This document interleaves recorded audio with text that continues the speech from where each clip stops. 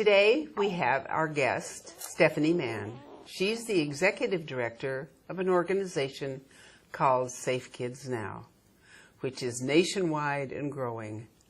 Stephanie has been kind enough to bring messages of inspiration and help to change lives, neighborhoods, and people. She's back again. Welcome, Stephanie. Thank you very much. Thank you. Appreciate being here, Rebecca.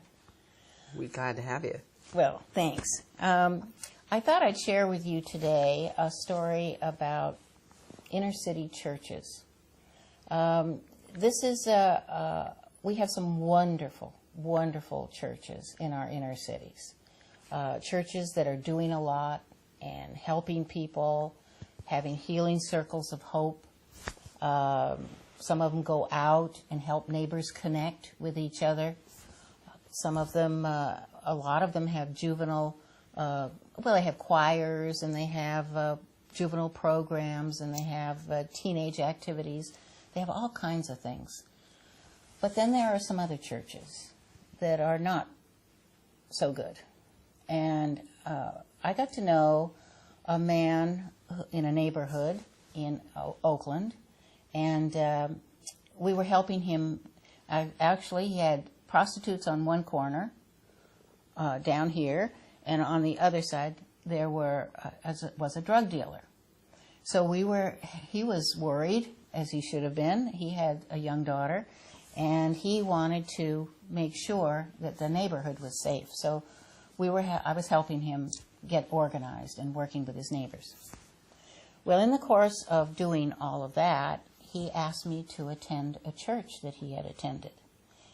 And I was kind of curious, and I said, why? Is there a reason? And he said, I'm very concerned about this church, but I'd like to have your opinion about what's going on here. So I attended the church with him, and the sermon was about the pastor who had just returned from New York and had been in a penthouse and preaching their message to the world. She was spreading the word, and the penthouse apartment that she stayed in, she was giving a very good explanation about how it was had gold faucets and it was beautiful, but she knew that it opened up new vistas, Anyway, she was going on and on about this experience of going to New York and changing lives. And I was, it wasn't too bad until she said, we need to keep this going. And she said, I want 10 people in this aisle and 10 people in this aisle to stand up and stand in the aisle and pledge $100 for our next mission, and I will spread our word to the people of Philadelphia.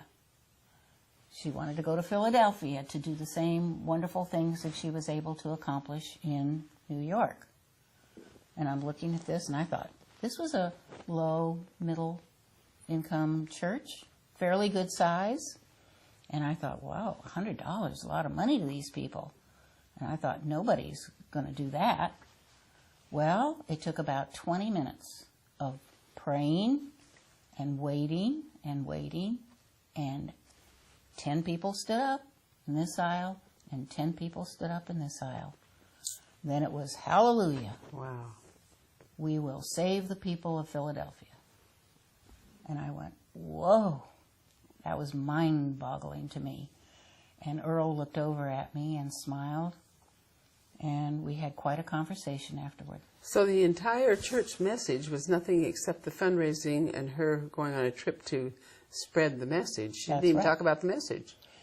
Well, she talked about the message in terms of what she had said in New York to people, and how she told about being in the apartment, and how what she had been able to accomplish, and meeting people and changing lives and so forth. So it was a very interesting, eye-opening experience for me. And I think church leaders need to check on other churches and make sure they are being honest and find out exactly what's going on in some of these churches. The churches are supposed to be serving the people, I know. Some of them are serving themselves. obviously. Yes. So the lesson I learned from that was be aware. Be conscious of what's happening around you. Don't listen with your heart and your emotions alone. Listen with your head. And if it makes sense to you, that's great. But if it's, use your instincts and Right. your intuition. If this does not sound right to you, get up and leave. Get up and leave. Do not just sit there and allow yourself to be used by somebody else. That applies across the board Yes, it does. in all organizations and groups. That's right. It really does. We do tend to believe in churches because they're churches.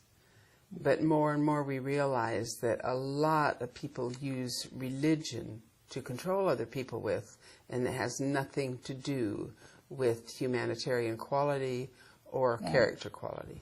Nobody knows more about that than you do. Yeah, I'm afraid so. Yes, and it's not happening just in cults. It's That's true. happening everywhere. Yes, And we it's- all need to be aware of, are they biblically based or are they human based? Right. Thank you so much for the message. Okay. You're welcome.